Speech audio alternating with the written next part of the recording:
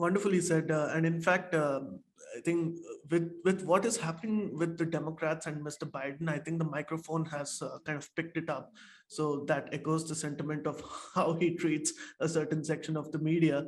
But if we were to flip this question, Joyeeta ji, and say that perhaps there is a underrepresentation, at least in the English parts of the media, for the so-called Hindu nationalist side, or that is sympathetic towards it. Would you agree with me? Because I know that your organization and you were under duress and you've been attacked several times in the past just because you speak your mind.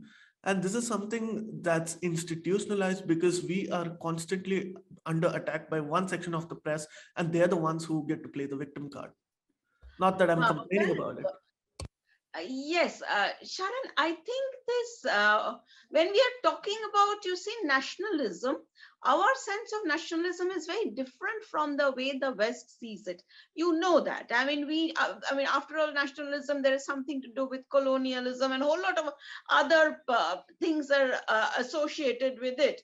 But in India, we don't think of it like that. We don't see nationalism as oppressive, as majoritarianism. No, it is not like that. It is just, we think that India is a great country. It is simple as that. That is at the simplest level. That is how it operates in India.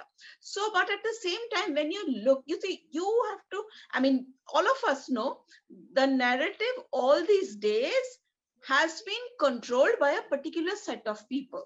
So it is these people, and they are the ones who have always found their voices, even in the West. If you look at academia, for that matter, it is much everywhere, especially particularly in the West. All the Indians who are going there and starting to teach there or are teaching there are very, very radically left, in fact.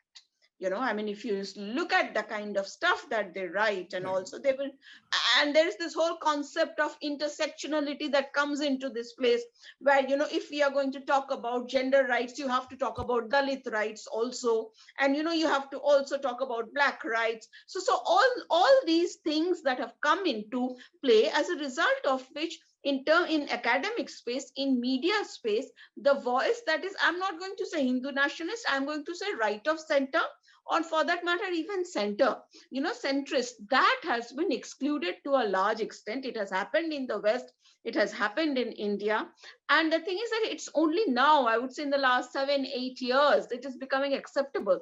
If I remember, in fact, earlier, pre 2014, any newspaper, even in India for that matter, trying to take a slightly right of center position was not taken seriously. But now it is okay. Now it is okay, because you see, and now you see, even in our political discourse, if you look at it, Sharon, at one point of time, it was looked down upon. I would say even pre 2014, and institutionally, it was looked down upon to proclaim that you belong to maybe the Hindu religion. Okay, because, and we were constantly told, you are secular, you are secular, you are secular.